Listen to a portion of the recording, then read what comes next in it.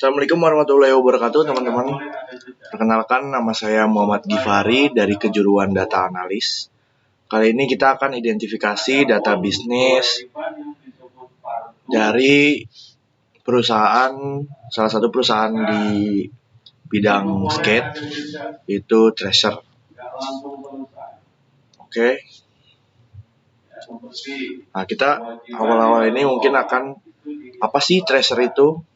Tracer itu adalah epicentrum budaya skateboarding dunia, bukan sekedar media tapi institusi yang mengelola data kompleks, sirkulasi cetak, engagement digital masif, dan manajemen event global. Jadi Tracer ini bukan hanya sekedar brand, tapi dia juga mengeluarkan majalah, dia sometimes juga membuat event-event juga teman-teman di dunia skateboarding, di kompetisi-kompetisi seperti itu. Dan juga banyak profesional skater yang dia dibuat video dokumentasi dan ditaruh di YouTube. Oke. Nah, prosesnya utamanya ya teman-teman ya. Di sini salah satunya dia ada penerbitan melalui majalah ya, cetak, membangun budaya melalui konten cetak dan arsip sirkulasi global. Lalu ada video production, yaitu salah satunya ya profesional skater teman-teman ya, skater yang udah ahli, atlet, dan udah terkenal untuk menjaga engagement komunitas melalui dokumentasi video raw. Lalu ada event, aktivasi komunitas dan hubungan dengan skater profesional. Nah, biasanya di event ini beberapa dari mereka ikut main, ikut berkompetisi, ikut having fun. Lalu ini dia ada merch, monetisasi brand melalui penjualan merchandise ikonik. Itu salah satunya yang rame ya teman-teman ya, salah satunya brandnya itu ya teman-teman. Lalu kita lanjut ke sini, bentar. Kita lanjut ke identifikasi data. Setiap aktivitas menghasilkan jejak digital yang krusial untuk pengambilan keputusan strategis. Pertama ada publishing data, jumlah subscriber, data sirkulasi, dan arsip konten. Lalu kalau di video dan digital, kita lihat dari views dan like, statistik traffic, engagement rate. Lalu kalau dari event dan skater, kita ada profil skater, hasil kompetisi, dokumentasi event. Lalu kalau di e-commerce, ada transaksi penjualan, data pelanggan, dan tren produk teman-teman. Kita lanjut.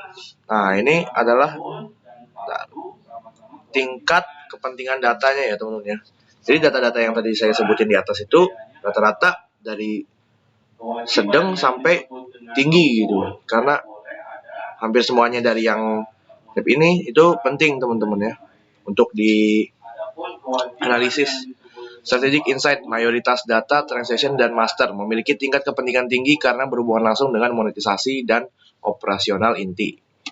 Lanjut, ini dia 5 pertanyaan bisnis utama. Ini pertanyaan-pertanyaan yang bisa bikin bisnis itu berkembang ya teman-teman ya.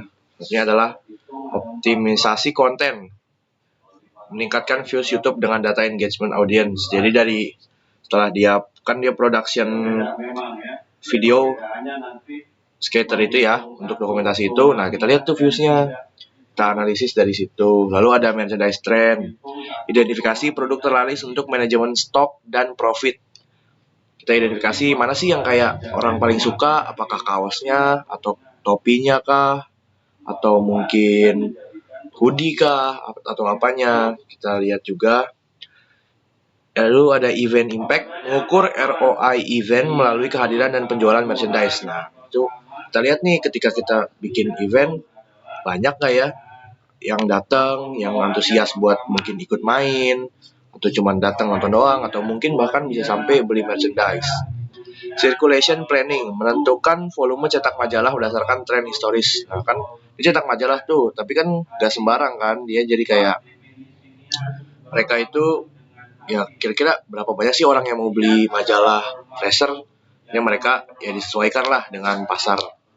Talent scouting, memilih skater paling berpengaruh untuk dokumentasi eksklusif. Ini menurut saya paling penting karena ya audiens pasti akan tertarik kalau misalnya dia bikin nonton dokumenter dari profesional skateboard favorit mereka gitu.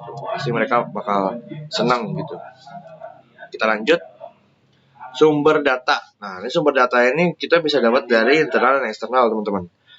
Kalau untuk internalnya kita lihat dari penjualan, inventaris, pendaftaran acara, dan profil pemain skateboardnya, teman-teman. Lalu di eksternal ada media sosial, data sponsor, dan umpan balik penonton. Kita lanjut. Nah, ini peran pengelolaan nih. Siapa aja yang mengelola merchandise itu pasti yang mengelola kepala retailnya.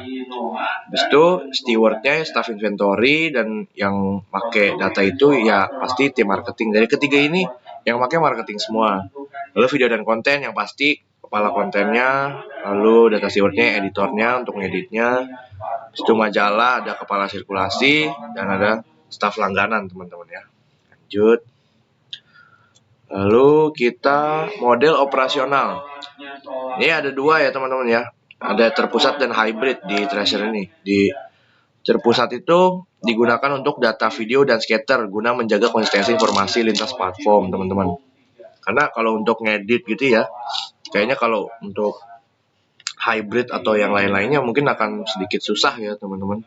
Jadi tetap terpusat aja, centralized. Lalu ada kalau metode hybridnya digunakan untuk data merchandise dan majalah. Transaksi bersifat distribusi namun dikonsolidasi secara terpusat. Jadi dia secara pusat, teman-teman. Cuman kan kalau yang beli merchandise sama majalah kan ada banyak tuh. Misalnya dari kota ini, dari kota itu, mungkin dari luar negeri, gimana-gimana. Nah, itu titik-titiknya kita distribusi. Jadi hitungnya hybrid lah. Jadi terpusat juga, terdistribusi juga, teman-teman. Lanjut kita, teman-teman. Oke, ini data stewardship. Kualitas data. Data transaksi otomatis memiliki kualitas tinggi, minim error. Data scatter butuh validasi manual untuk mencegah duplikasi. Habis itu ada standar data. Penerapan standar seragam pada kode produk, SKU, dan format penamaan scatter untuk kemudahan integrasi, teman-teman. Kita lanjut. Ini dia ada rancangan metadata. Jadi untuk metadata fisik, dia terdapat primary key, format, tahun berapa, bulan berapa, volume cetak per edisi, MSRP, regional. Untuk metadata konten ada nama dan sponsor. Itu untuk teksnya gitu ya. Habis itu trick type-nya apa yang dia eksekusi, grind, flip, air atau manual. Habis itu spot location-nya di mana. Itu habis itu foto kredit. Untuk itunya ya. Untuk spot si scatternya itu ya.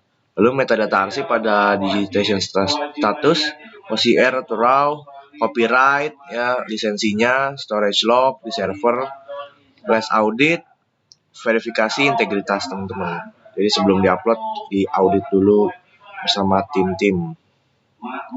Lalu bentar, ini oke, udah teman-teman, cuman segitu aja yang bisa saya sampaikan. Terima kasih. Kalau misalnya ada sedikit salah, mohon maaf. Cukup dari saya. Terima kasih teman-teman.